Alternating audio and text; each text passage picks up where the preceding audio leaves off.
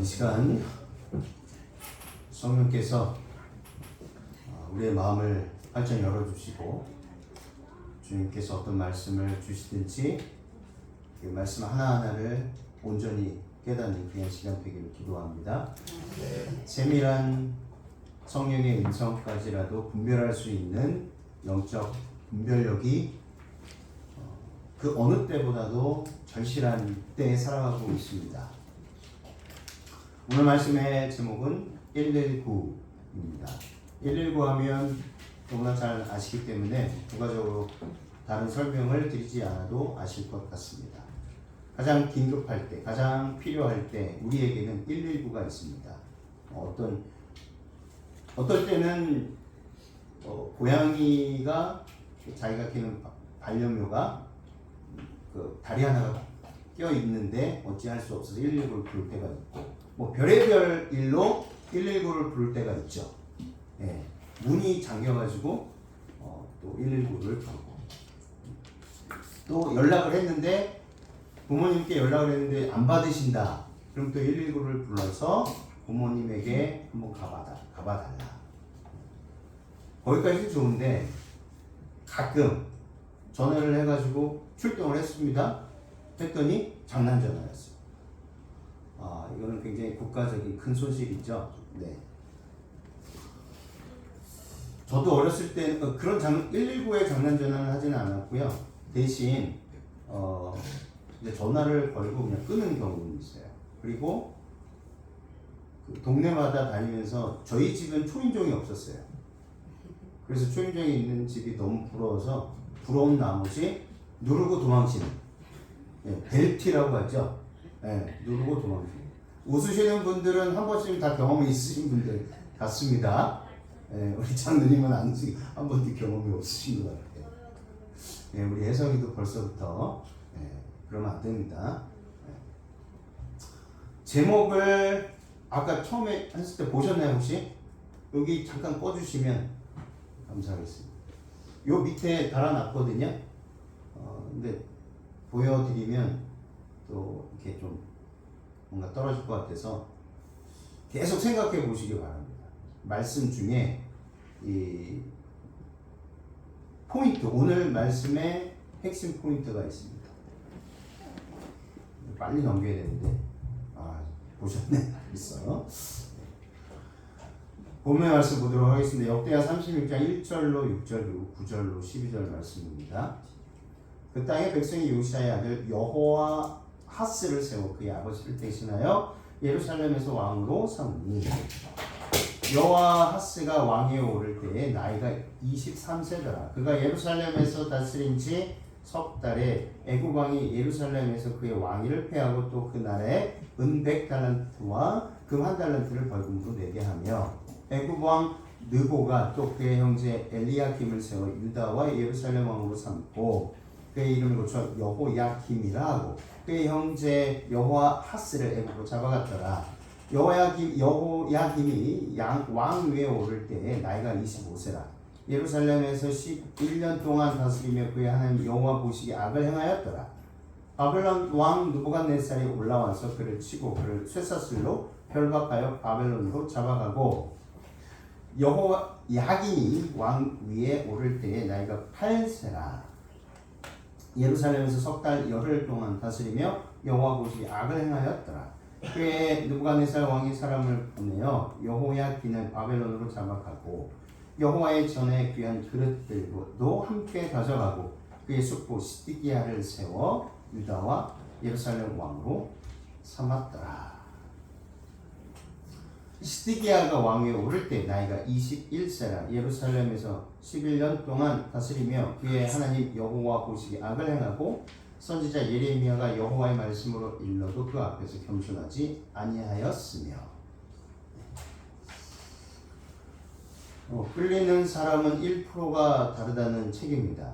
이 책 저자는요, 자신만의 독특한 매력을 만들기 위해서는 자신이 인생을 살아가는 이유를 먼저 알아야 한다는 주장을 펼칩니다. 그리고 그 이유를 다음의 3가지 질문을 통해서 알 수 있다고 말합니다. 첫 번째는 why입니다. 왜 사는가? 두 번째는 what, 무엇 때문에 사는가? 세 번째는 how입니다. 어떻게 살 것인가? 네. 다 중요하죠. why, what, how. 왜 살고, 무엇 때문에 살고, 어떻게 살 것인가? 사람들은 인생의 방향을 설정합니다. 그리고 자아 실현을 위하여 몸부림을 치죠. 그런데 자신의 존재 가치에 대한 무지로 인해서 방황과 방황의 연속으로 살아가다가 결국에는 그 인생의 끝 나락에서 정말 인생은 허무하구나라는 고백을 하고 마지막 숨을 거두는 경우를 자주 보게 됩니다.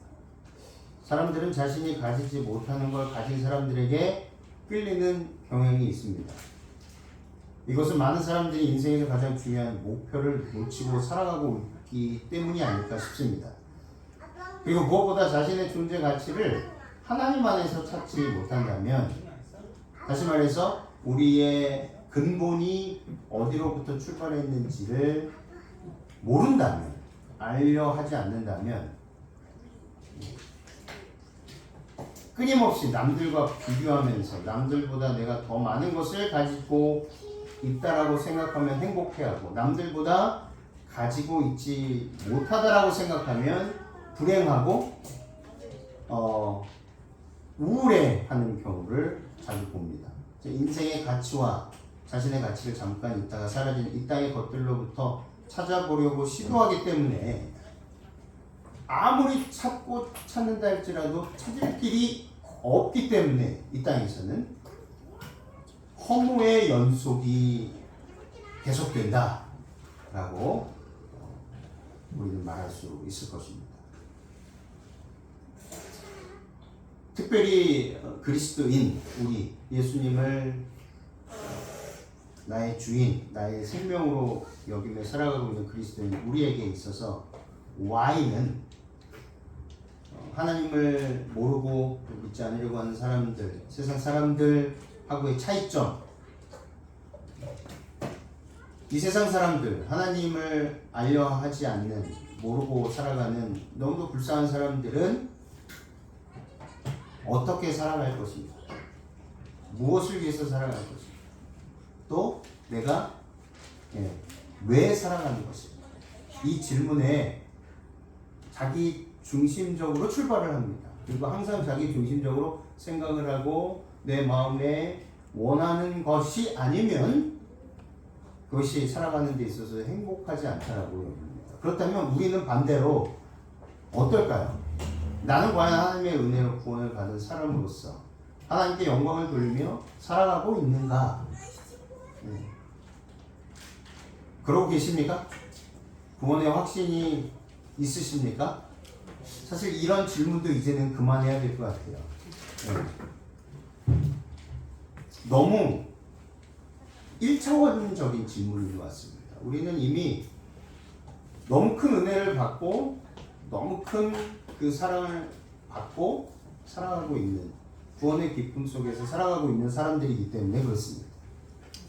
그러니까 이것조차도 우리가 의심하고 있다, 믿지 못하고 있다는 증거가 아닐까 싶습니다. 구원의 확신이 있습니까? 이 질문 자체도 나를 의심하나? 정말 기분 나쁜 질문이에요, 사실은. 두 번째, what입니다. 나는 과연 하나님의 도구로서 쓰임을 받고 있는가? 무엇을 위해서 내가 살아가는가? how입니다. 그렇다면 나는 과연 그리스도인답게 살아가는가? 나는 무엇을 위해 기도하는가? 무엇을 위해서 기도하십니까? 가장 긴급하게 요청이 되는 기도가 있을 거예요. 우리가 가장 먼저 위급할 때 119를 부르듯이 가장 먼저 우리는 하나님, 성령께서, 또 예수님께서, 아버지 하나님께서 119 대원으로서 우리가 요청만 하면은 달려오십니다. 그 긴급한 기도 요청이 무엇입니까? 그리고 그 긴급한 기도 요청의 내용은 어떻게 이루어져야 하는가 오늘 살펴보도록 하겠습니다. 이 본문의 말씀을 이해하려면 이 내용도 어느 정도 이해를 해야 합니다. 므낫세는요 왕이 되었을 때 12살이었어요. 근데 예루살렘에서 55년 동안 다스렸습니다. 다 아시는 것처럼 므낫세 왕은 하나님 보시기에 아주 극악무도한 왕이었습니다. 하나님께서 이스라엘 자손을 위해 이방 민족들을 쫓아내시던 때에 그 땅에서 사라졌던 모든 도덕적 부패와 영적 타락을 다시 들여놓은 장본인이기 때문입니다. 므낫세의 손자 아몬의 아들 요시아는요 왕이 되었을 때 8살이었습니다. 근데 이렇게 극악무도한 악한 왕의 손자 므낫세의 아들 아몬, 그리고 아몬이 낳은 요아스인데 아몬도 뭐 아버지와 뭐 거의 비등비등했습니다. 근데 요시아만큼은 어떻게 이런 악한 왕에서 이런 아들이 나왔을까 할 정도로 너무도 하나님께 믿음으로 순종한, 그리고 그 당시 너무 부패할 대로 부패했던 예배가 다시금 이 요시아 왕을 통해서 조금씩 회복되는 그런 왕이었던 것입니다. 그는 예루살렘에서 31년 동안 다스렸고 하나님 앞에서 바르게 행했습니다. 그의 조상 다윗이 밝히 보여준 길을 똑바로 따라갔습니다. 왼쪽으로나 오른쪽으로나 한 걸음도 벗어나지 않았습니다. 그래서 요시아 왕이 가장 먼저 단행했던 것이 뭐냐면 전국에 있었던 산당들을 허무는 거였어요. 아세라 목상 이런 것들 다 가루로 만들었던 왕이었습니다. 아시는 것처럼 이 하나님께서 가장 극도로 민감하게 힘들어하시는 게 뭐냐면 바로 우상 숭배였습니다. 왜 그러냐면 우상 숭배, 그 우상을 숭배하는 그 산당 안에는 항상 그 제사장이 있었어요. 그리고 무분별한 그 성행위가 있었다는 것이죠.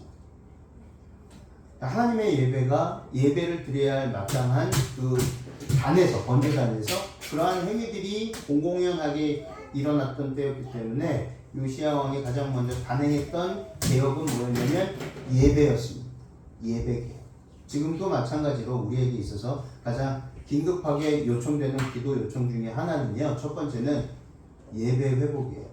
가정, 그리고 개인, 그리고 가정, 그리고 교회입니다.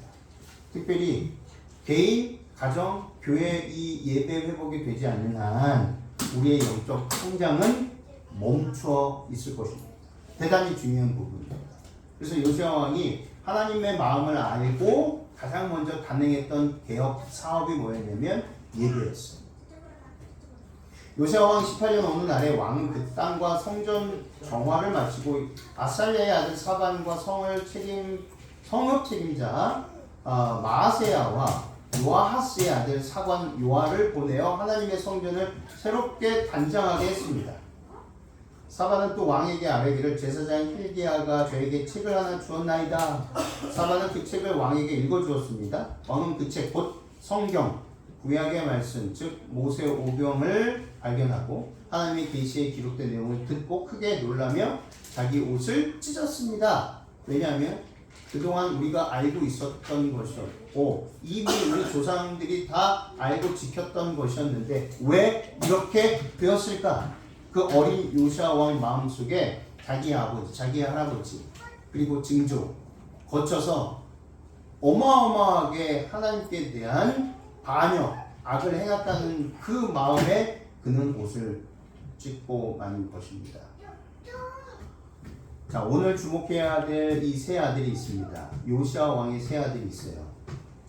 첫째는 여호야김이고 둘째는 여호아하스입니다. 셋째는 시드기야였어요. 아시는 것처럼 시드기야는 유다 마지막 왕이었습니다.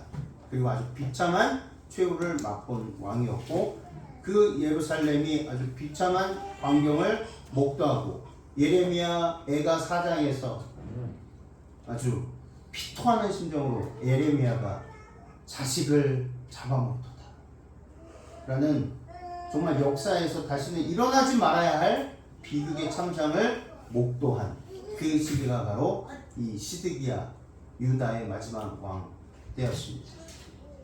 그래서 예레미야 애가는 무엇입니까? 예레미야가 그 훌륭한 왕이었던 요시아 왕을 너무도 그리워하고 너무도 사랑해서 쓴 책이 예레미야 애가. 이 요시아의 아들들의 말로는 참 비참했어요. 둘째 여호와 하스는요, 역사에 잠시 나왔다가 사라집니다. 왕이 되었다가 애굽으로 끌려갔어요. 왜냐하면 너무 똑똑했기 때문에 애굽 왕이 그를 싫어했습니다. 그 다음에 애굽의 느고 왕이 허수아비로 세운 왕이 바로 여호야김 첫째였어요. 19대 왕은 여호와 하스이고 20대 왕은 여호야김이었어요. 여호야김은 이집트가 세운 왕이었어요. 역대하 36장 4절에 애굽 왕 느고가 또 그의 형제 엘리야김을 세워 유다와 예루살렘 왕으로 삼고 그의 이름을 고쳐 여호야김이라 하고 그의 형제 여호와 하스를 애굽으로 잡아갔더라. 둘째를 잡았고 장남을 석정 왕으로 세운 것입니다. 애굽이 세운 왕인데 똑똑한 둘째는 반란을 일으킬 수 있다는 이유로 둘째보다 조금 못한 첫째 여호야김 왕을 유다 왕으로 세웠던 것입니다. 그 유명한 갈그미스 전투에서 바벨론 느부갓네살 왕이 애굽의 느고 왕을 굴복시키는 사건이 일어납니다. 이때 바벨론 1차 포로 때 여호야김이 포로로 잡혀가고 제2차 포로 때 여호야긴이 잡혀갑니다. 그리고 드디어 셋째 아들 시드기야가 나옵니다. 유다의 22대 왕이며 유다의 마지막 왕이었고 11년 동안 재위를 하였습니다. 근데 이 시드기야 왕은 정치 외교를 실패한 왕이었습니다. 애굽과 바벨론 사이에서의 줄타기 외교를 감행함으로 인해서 그가 하나님께서 원치 않는 그런 시련의 시기에 빠져들고 말았던 것입니다. 여호야김도 둘 다 바벨론으로 끌려갔는데 셋째 아들 시드기야가 남아 있었고 유다의 22대 왕이며 유다의 마지막 왕이었습니다. 이 시드기야 왕은 여러 선지자에서도 나옵니다. 이 시드기야가 바벨론의 말을 듣고 살았더라면 남은 생에 그냥 예루살렘에 머물며 평안하게 살았을 텐데 자기 딴에는 조국을 위해 뭔가 해보겠다라고 애굽과 바벨론 사이에서 줄타기 외교를 감행했습니다. 잠시 잠깐 애굽이 전투에서 이기면 애굽 편을 슬쩍 들었다가 그렇지 않으면 또 바벨론 편을 들었다가 간에 붙었다 쓸개 붙었다 이런 외교 정책을 펼쳤습니다. 그래서 예레미야서를 잘 읽어보면 시드기야와 예레미야가 자주 다투는 장면이 나옵니다. 시드기야가 애굽 편에 서면 예레미야가 가서 말을 전합니다. 하나님의 뜻이 아니라고 말하고 그렇게 하면 안 된다라고 여러 번 시드기야 왕에게 고하지만 시드기야는 예레미야 말을 귓등으로도 듣지 않았던 것입니다. 그래서 예레미야의 권고가 바벨론에게 순종하는 것이 하나님의 뜻이니 제발 왕의 지혜대로 모든 것을 결정내지 마십시오. 시드기야가 자기 기만에 사로잡힙니다. 시드기야는 하나님의 말씀보다 자기의 판단을 더 신뢰하게 되었던 것입니다. 그래서 바벨론 3차 포로 때 큰 사건이 일어나지 않습니까? 그냥 데리고 간 것이 아니라 시드기야의 아들들을 그가 보는 앞에서 죽이고 그 자리에서 시드기야의 두 눈을 뽑아서 바벨론으로 끌고 갑니다. 그리고 예루살렘을 초토화시켰습니다. 이것이 바로 3차 포로 때입니다. 1차 포로는요 여호야김, 2차는 여호야김, 3차는 시드기야였어요. 아시는 것처럼 1차 포로 때는 다니엘과 그 세 친구들이 포로로 끌려가지 않았습니다. 그래서 요시아의 이 세 아들들은 유다의 왕으로서 참으로 불행한 일생을 살았던 것이에요. 그러고 보면 요시아는 정말 불행한 사람이 아닐 수가 없어요. 그리고 요시아 왕 때 그렇게 개혁 사업을 단행했음에도 불구하고 하나님께서 선포하신 그 유다에 대한 심판은 멈추지 못했습니다. 선지자의 왕이 아주 분명하게 잘 나와 있습니다. 근데 그 이유가 있어요. 뭘까 도대체?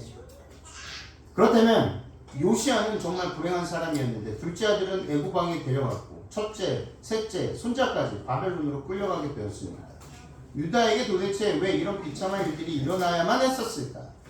그리고 요시아 왕은 그렇게 하나님의 뜻에 따라서 그렇게 개혁 사업을 단행했음에도 불구하고 왜 하나님께서는 이 요시아 왕의 기도를 들어주지 아니하시고 유다의 심판을 내리실 수밖에 없었는가? 그 해답은 열왕기하 20장 17절 19절에 나와 있습니다. 그 전에 시드기야 왕 때 제3차 포로 때 어떤 일이 있었습니까? 에레미야 4장 10절에 다 함께 읽어보겠습니다. 시작. 딸 내 백성이 멸망할 때에 자비로운 부녀들이 자기들의 손으로 자녀들을 삶아 먹었다. 실제로 있었던 사건이었어요. 근데 실제로 과학자들이 이렇게 정말 굶잖아요. 기근이 심하잖아요. 그때 거의 2년 몇 개월, 실제로 이제 1년 6개월 동안 예루살렘을 포위했습니다. 먹을 것이 다 떨어졌어요. 물도 다 물길도 막아버렸어요. 그래서 그 안에 있는 식량이 다 떨어졌어요. 배가 고팠어요. 그래서 엄마가 아들 것을 뺏어 먹고 눈이 완전히 사람 눈이 아니었습니다. 더 심해서 갓난 애기가 조만한 우리 갓난 애기들이 뭘로 보이기 시작하냐면 닭으로 보이기 시작하는 거예요. 송아지로 보이기 시작하는 거예요. 근데 실제로 그렇게 환청이 들리고 그렇게 환영이 보인답니다. 너무 사람이 기진맥진하고 굶고 먹지 못하면 실제로 그렇게 보인대요. 네. 막 돌이 닭고기로 보이는 거예요. 그러니까 우리 옆에 있는 애기가 앵앵앵 우는데 닭이 우는 것처럼 보이는 거예요. 잡아다가 끓는 가마솥에 이제 넣는 거죠. 먹고 나서 정신을 차려보니 내 아들이었던 거예요. 그리고 다음 날은 이제 옆집, 다음 날은 또 옆집. 그런 비참한 참사가 있었던 비극의 역사가 그 시드기야 왕 때였습니다. 그런데 왜 이런 비참한 일이 있었을 수밖에 없었던 것인가? 열왕기하 20장 17절 19절입니다.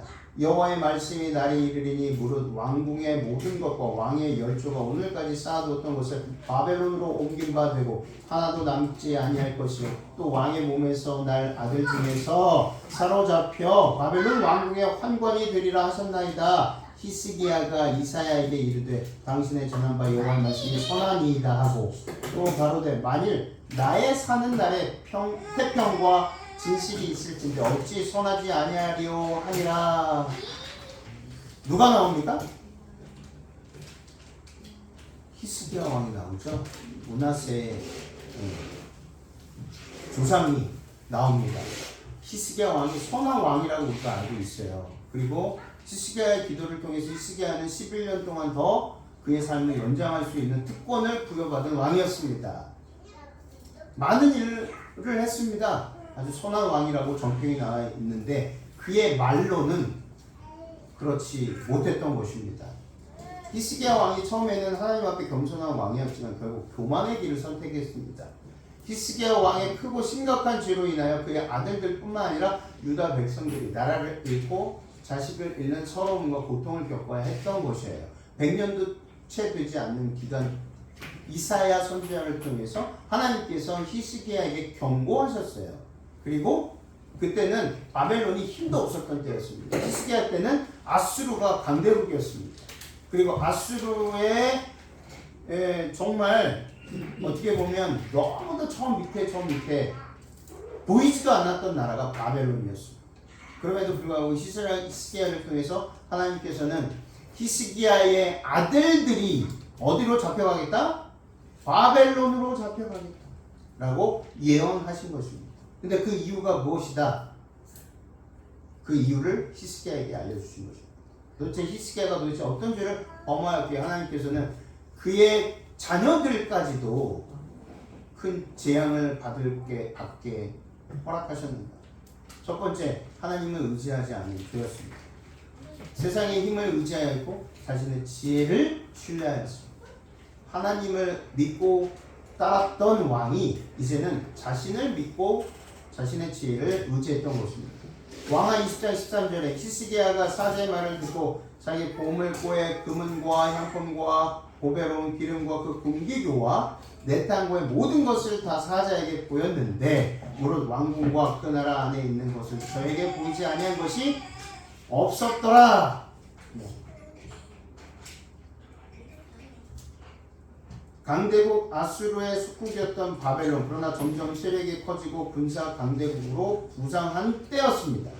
당시의 국제 정세를 들여다보면 히스기야가 기뻐했던 속내를 가늠해 볼 수가 있었어요. 남유다 원정길에 올랐던 아수르는 비록 하나님의 심판으로 20만 대군을 잃었지만 여전히 중동 전역과 이집트의 나일강류 그리고 터키, 지금은 튀르키예라고 하죠. 튀르키예까지 세력을 떨치고 있었기 때문입니다. 그런 가운데 아수르의 속국으로 있던 바벨론은 브로닥 발라단 왕 때 제국의 기틀을 마련하면서 서서히 기지개를 펴고 있었습니다. 그렇지만 바벨론의 힘은 아수르와 비교해 볼 때 미약하기 짝이 없었습니다. 그 와중에 남유다에서 놀라운 소식이 들려왔는데 그 조그맣고 군사력도 보잘것없는 나라가, 그 바벨론이라는 작은 나라가 최강의 아수르 대군을 섬멸시켰다는 소식은 아수르의 유역으로부터 벗어나려고 애쓰고 있던 바벨론 왕의 호기심을 자극하였습니다. 유다가, 바벨론이 아니라 유다가 최강국 아수르 대군을 섬멸했다는 소식은 아수르의 위협으로부터 벗어나려고 애쓰고 있던 바벨론 왕의 호기심을 자극했어요. 그래서 이 바벨론 왕 브로닥 발라단이 알고 싶었던 두 가지가 있었습니다. 첫 번째는 어떻게 해서 그 대국 아수르를 이 유다, 작은 땅 유다가 이길 수 있었던가 알고 싶었던 게 있었어요. 첫 번째는 남유다가 그 미약한 군사력으로 아수르 대군을 어떻게 섬멸시킬 수 있었을까?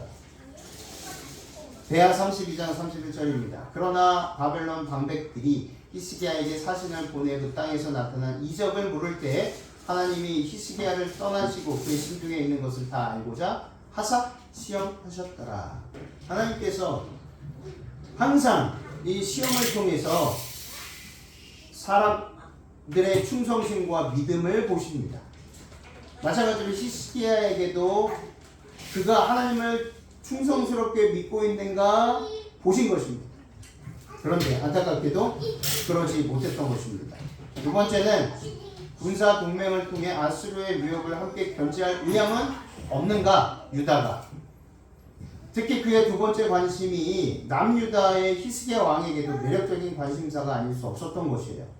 20만 대군을 잃고 돌아간 아수르가의 안심을 품고 다시 군사를 일으켜 진격해 온다면 남방 유다는 또다시 전쟁의 불길에 휩싸일 수밖에 없었습니다. 이것은 히스기야가 결코 원하지 않았던 상황이었어요. 그래서 만약 남방 유다의 반대쪽에 있는 바벨론과 군사 동맹을 맺는다면 유다가 아수르의 동남쪽 배후에 있는 바벨론으로 인해 아수르는 남유다를 향해 쉽게 서진할 수 있게 되는 것입니다. 그래서 역사가 요세푸스의 기록대로 사자들이 이런 말을 전하였다면 히스기야 왕에게 그것이 얼마나 큰 기쁨이 되었을까. 그래서 그는 기쁨을 이기지 못하고 그들의 환심도 사고 위하여 왕궁과 나라 안의 모든 것을 그들에게 보여주었던 것입니다. 아수르하고 계속 전쟁을 해야 되는데 바벨론과 협력하고 바벨론과 손을 잡는다면 더 편하게 아수르를 물리칠 수 있겠다라고 생각을 한 것입니다. 그래서 기쁜 나머지 그 귀한 보물들을 다 보여주고 만 것입니다. 히스기야는 더 이상 하나님을 의지하지 않고 바벨론의 힘을 의지했습니다. 하나님을 의지하지 않겠다는 그의 태도 속에는 무엇이 있었냐면 하나님께 대한 불신이 있었어요. 바로 이것이 히스기야가 하나님 앞에서 첫 번째로 범한 아주 크고 심각한 범죄였습니다. 더군다나 선지자 이사야가 말하기를 외국과 동맹을 맺지 말라고, 특별히 우상을 숭배하고 있는 나라들과는 동맹을 맺지 말라고 누누이 강조했음에도 불구하고 히스기야는 이런 말을 귀담아 듣지 않았습니다. 이사야 30장 1절 3절 여호와께서 이르시되 패역한 자식들은 화 있을지저 그들이 개교를 베푸나 나로 말미암지 아니하며 맹약을 맺으나 나의 영으로 말미암지 아니하고 죄에 죄를 더하도다. 그들이 바로의 세력 안에서 스스로 강하려 하며 애굽의 그늘에 피하려 하여 애굽으로 내려갔을 때 나의 입에 묻지 아니하였도다. 그러므로 바로의 세력이 너희의 수치가 되며 애굽의 그늘에 피함이 너희의 수욕이 될 것이라. 이사야 선지자는 분명히 하나님의 명에 따라서 그 이방 나라들과 하나님의 허락 없이는 맹약을 그리고 함께 동맹을 맺지 말라 하셨습니다. 두 번째는 교만의 죄였어요. 첫 번째 죄는 무슨 죄였습니까? 자신을 믿는 하나님을 불신한 죄였습니다. 두 번째는 교만의 죄였습니다. 하나님께 돌려야 할 영광을 자기 자신의 것으로 도둑질한 것입니다. 그래서 히스기야 왕이 범한 크고 심각한 이 두 번째 죄는 바로 교만이었어요. 그는 그 교만으로 하나님의 영광을 자신의 영광으로 바꾸어 버렸습니다. 죽을 병에 걸린 히스기야가 심히 통곡하면서 간절히 뭐 했습니까? 기도했을 때 하나님께서는 그 기도를 들으시고 그의 병을 낫게 하신 후에 생명도 15년이나 연장시켜 주었습니다. 또한 그 과정에서 히스기야의 그림자가 뒤로 10도 물러나는 이적까지 보여주셨습니다. 그렇지만 이 모든 것을 경험하였던 히스기야는 그 받은 은혜에 보답하기는커녕 정반대로 교만해져 버렸습니다. 그래서 교만해진 그 마음은 자신을 찾아온 바벨론의 사자들 앞에서 행동으로 표출되었습니다. 그가 과시하고 있던 그 모든 것들, 그의 힘으로 얻은 것일까?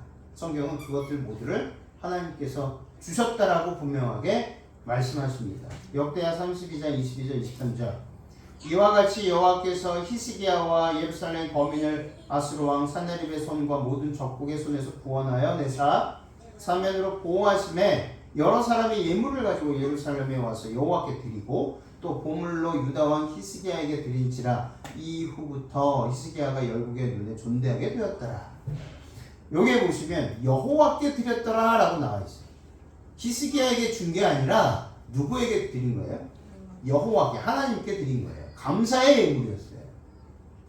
이 감사의 예물을 감히 자신의 것으로 여긴 것입니다. 네. 열왕기하 20장 17절 18절 여호와의 말씀이 날이 이르리니 무릇 왕궁의 모든 것과 왕의 열조가 오늘까지 쌓아두었던 것을 바벨론으로 옮긴 바 되고 하나도 남지 아니할 것이요 또 왕의 몸에서 날 아들 중에서 사로잡혀 바벨론 왕궁의 환관이 되리라 하셨나이다. 히스기야가 범한 죄의 무게는 하나님께서 내리신 심판의 내용을 더욱 분명하게 해줍니다. 두 가지 죄, 그는 하나님을 믿지 않고 마음을 돌려 이방 나라를 의지하고 자신의 지혜를 신뢰하는 죄를 범하였고, 둘째, 교만해진 그는 하나님의 영광을 자기 것으로 도둑질하는, 하나님께 드려진 헌금을 도둑질하는 아주 큰 중대한 범죄를 저질렀던 왕이었습니다. 자, 열왕기하 20장 19절 히스기야가 이사야에게 이르되 당신의 전한 바 여호와의 말씀이 선하니이다 하고 또 가로되 만일 나의 사는 날에 태평과 진실이 있을진데 어찌 선하지 아니하리요 하니라. 이 성경절에 주목하셔야 돼요. 기도 요청. 히스기야는요 정말 기가 막힐 정도로 자신의 아들들이 받아야 할, 자신 때문에 받아야 할 그 일들을 깊이 생각하지 못했습니다. 그저 그 선고를 받고 여호와의 말씀이 선하니이다. 나의 사는 날에 태평과 진실이 있을진데, 자기 사는 날에는 형벌이 없으니까. 우리는 보통 이렇게 기도하지 않습니까? 차라리 나에게 내려주시고 내 아들과 아들들에게는 내려주지 마옵소서, 그 기도를 하지 않습니까? 근데 히스기야의 이 내용을 보면 정말 어쩜 이럴 수 있었을까? 성경은 자기가 잘못해놓고 자기 때 재앙이 일어나지 않기를 바라는 아비들이 있었어요. 바로 히스기야였습니다. 히스기야의 이기심이 하나님께서 선고하신 재앙을 그대로 집행하게 한 원인이 되었습니다. 그래서 생명을 걸고 해야 할 일은 우리의 다음 세대들에게 우리 사랑스러운 이삭이, 재윤이, 시윤이, 승기, 혜선이, 이 다음 세대들을 위한 간절한 기도가 아니겠습니까? 그래서 생명을 걸고 해야 할 일은 우리의 다음 세대들에게 은혜를 베풀어 달라고 기도해야 하는 거예요. 만약 나의 죄로 인해서 이렇게 된다면 그것은 나의 죄니 나에게 주십시오 라는 기도가 우리의 긴급히 요청되는 기도가 아니겠습니까? 잘 먹고 잘 살고 좋은 직장 구하고 편안하게 사는 기도가 아니라 우리 아들들이, 우리 딸들이 정말 이 교회의 남은 무리로서 그 소명을 다할 것인가, 하나님께 받은 사명을 완수할 수 있을 것인가에 대한 고민, 그 애간장, 그 마음으로 기도해야 한다는 것입니다. 이스라엘 백성들의 완악함과 폐역함이 극에 달았을 때 하나님께서는 모세에게 새로운 백성을 주겠노라고 하였지만 모세는 그러지 마옵소서 하며 하나님께 간절히 기도했어요. 백성들의 죄를 자신의 죄처럼 여기고 차라리 하늘 생명책에 자신의 이름이 지워지는 한이 있더라도 한 번만 더 용서해달라고 하나님께 간절히 요청했던 사람이 바로 모세였어요. 근데 히스기야는 어떻게 했습니까? 나에게 평안하오니 그것으로 족합니다. 다윗은 어떻게 했습니까? 자신의 죄로 인하여 밧세바에게 얻은 첫째 아들이 죽을 것이라는 선고를 받고 죽을 줄을 알았지만 살려달라고 간절히 기도했어요. 자신의 죄로 인하여 아들 압살롬에게 쫓기는 신세가 되었을 때에도 그를 위해 기도하였고 살려만 달라고 간절히 기도하였지만 그도 역시 죽고 말았습니다. 그러나 다윗은 다음 세대를 위해 끝까지 기도하는 것을 멈추지 않았습니다. 그래서 다윗 자신의 때와 솔로몬 때에는 나라가 태평성대를 누릴 수 있었던 것입니다. 요나는 어땠습니까? 하나님께서 요나를 니느웨에 보내셔서 니느웨의 죄가 가득 찼으니 니느웨 사람들에게 말하기를 40일 후면 니느웨가 멸망할 것이라는 선고를 하도록 하셨어요. 정작 요나는 선고된 말씀처럼 니느웨가 멸망당하기를 기다렸지만 오히려 니느웨 왕과 백성들이 한마음 한뜻으로 온 마음과 정성을 다하여 하나님께 간절히 기도했을 때 선고된 재앙이 어떻게 됐습니까? 니느웨에게 잠시였지만 내리지 않았었습니다. 하나님께 충성했던 요시야, 그는 8살 때부터 하나님을 위하여 열심을 낸 왕이었습니다.